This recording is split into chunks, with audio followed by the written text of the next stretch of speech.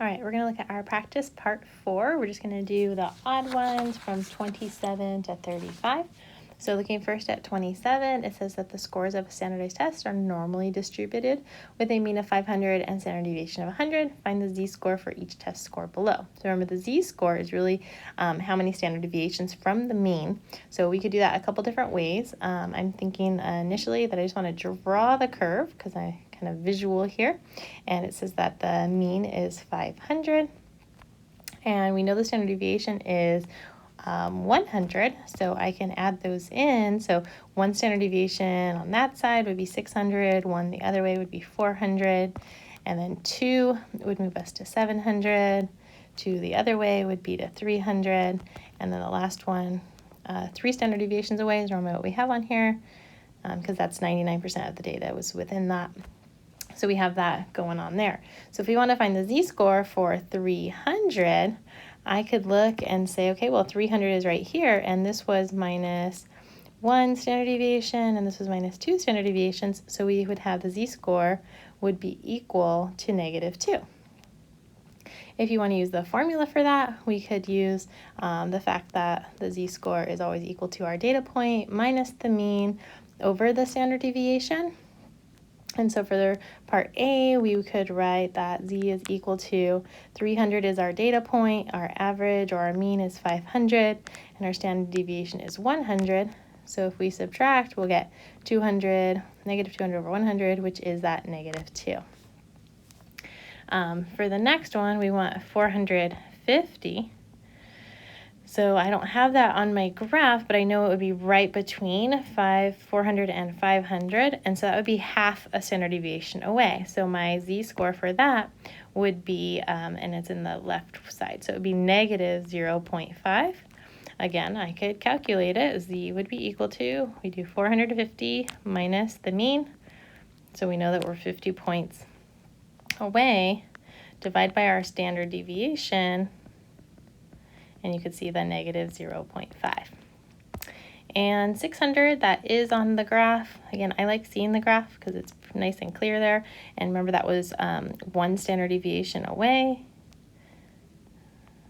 And so that would correspond to our z-score of 1. Again, I can calculate it here. Z is equal to, put our data point minus the mean, divided by 100. Which is 100 divided by 100, which gets us that 1. So I'm just doing the formula to show you. Making the graph is totally fine because you can see that, but you're welcome to do it either way or both ways like I showed here. For question number 29, it tells us that the scores of standardized tests are, again, normally distributed with a mean of 500 and standard deviation of 500. And it wants us this time to find the actual test score. So it is giving us what our z is, and we need to find the test score. So it's still looking at the same picture that we just drew, but kind of the reverse way. So looking at z equals 0, that would mean 0 standard deviations. That would mean we're looking at our mean, which is 500. Again, we can plug into the formula knowing our z-score is 0. We don't know the data point. Well, we do, but minus the mean over 100. If we multiply both sides by 100, that gets us 0 equals x minus 500. Add the 500, that gets us x is equal to 500. For the next one, a z-score of negative 0.7. Well, I can go up and look, and I know that negative 0.7 is going to be really close to negative 1. And I can actually calculate it. It's actually, because it's 100 spaces between, 0.7 would be 70 spaces. And so we could think about it that way. So for 70 spaces from 500, that would put us at 430. So this is going to be 430. But to calculate it, we could write, let's see, not 0, yeah, negative 0.7 is equal to x minus 500 divided by 100. Multiply both sides by 100. That gets us that we'll have negative 70 equals that x minus 500. So that's that 70 I was talking about. Add 500 to both sides. We get 430 is equal to our x. So that's the test score. That corresponds to negative 0.7. Or 0.7 standard deviations, but to the left. For the next one, we're looking at 2.5. That one I can look on my graph. 2.5 would be right between 2 and 3. So right between 700 and 800, that's going to be 750. If I want to verify that, I'm going to write 2.5 is equal to x minus 500 divided by 100. Multiplying both sides by 100 gets me 250 equals x minus 500. Add 500 to both sides, and you can see that 750 is equal to x. So that would be our test score.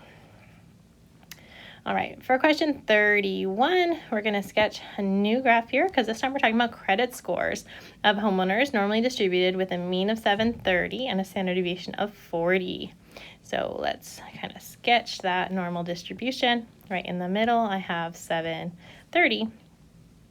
And then it's going to be off by 40. So we'll have 770, that's 1 standard deviation away, and then we'll have 810, and then one more standard deviation away, puts us at 850. On the other side, we're going to be at 40 away would be 690, 650, and then 610. Now it looks like we don't actually need all that information on the left side because these numbers are quite large. So it's saying find the probability a randomly chosen homeowner in that group has a credit score above 730. So what we're talking about, I showed the 730 right there, but really everything over here. Remember that half of our data lives over there, so that would the probability of that happening would be a 50%. And the next part it says is being above 810. So here's 810.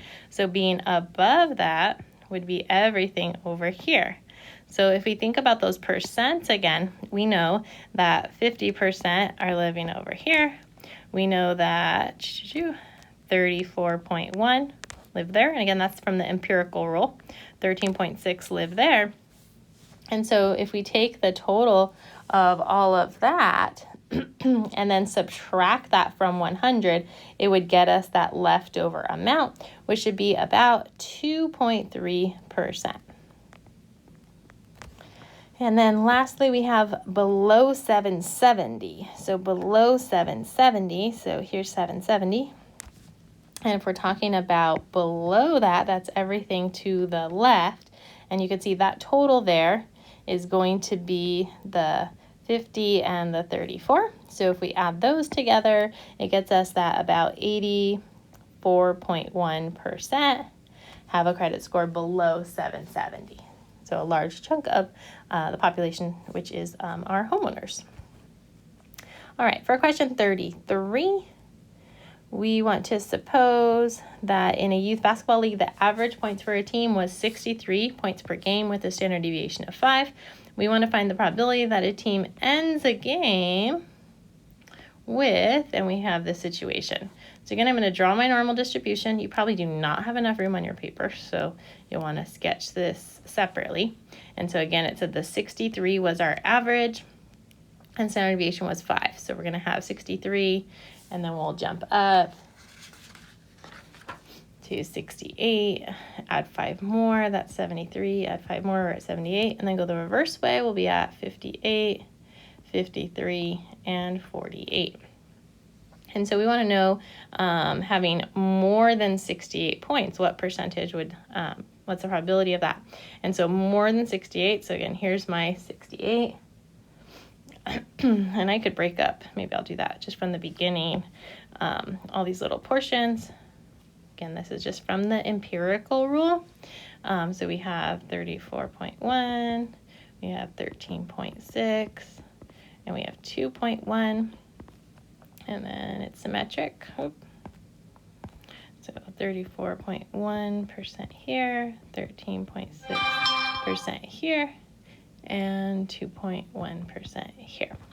And so greater than 68, we're talking about all of this stuff. And so if we calculate that, it's going to be really 100 minus all of this stuff. I think that's kind of the easiest way to calculate it. And so when I say all of that stuff, I'm going to take 100 minus that first half, so 50, and then take off that 34.1, which is going to be equal to 15.9. So 15.9% chance of being a higher scoring than 68 points. Now, if we're less than 53, let's look at that. So 53 is right here. So if we're less, that's everything this way. And so we calculated that previously. That little leftover part together ends up 2.1 plus about 0.2 or so. It's going to be about 2.3%. You could also just subtract off all of that stuff, which is 50 plus 34.1 plus 13.6. You can do that as well. Either way, it's going to end up with 2.3%. And lastly there we have less than 73. So that's all the way at the end. It's almost like the opposite question. We could take 100 minus that 2.3, because that's all we're talking about, that little tail over there, that 2.1 plus a little bit. So that's going to be 97.7%. And again, you could calculate it by knowing that all of this portion here is 50. So we have 50, and then 34, and 34.1, and then 13.6. So if we add all of that together, that's going to be that 97.7, okay? And then lastly, we're looking at question 35. In a certain country, the heights are normally distributed with a mean of 66 and a standard deviation of 3. So as soon as I hear that normal distribution, it makes me want to draw my bell curve and put my mean in the middle and start working on that standard deviation. So add 3, add 3, add 3, subtract 3, subtract 3, subtract 3. And again, I could put those percents in. You could see them right up above from that last question, but we want shorter than 60. So shorter than 60 is everything over here. That's about 2.3%. Because remember that was 2.1 and then the leftover part. Taller than 72. So taller than 72. So here's 72. Taller than that. So it's exactly what we have, but on the opposite side. So it's still going to be 2.3%. And then lastly, we have shorter than 57 inches. So 57 inches is just that little tiny bit here, just that little bit. And so that's that 0.2 that we've been talking about, 0.2%. And if you forgot all of that, well, we know that this is half the data, so that's 50%. We know that this is 34.1, and we know that this is 13.6. So if I add 2.1 plus 13.6 plus 34.1 plus 50, that's everything to the right. And actually that will be 99.8% of the data. So if we do 100 minus that 99.8, it gets us the 0.2, which is this little section, that little tail.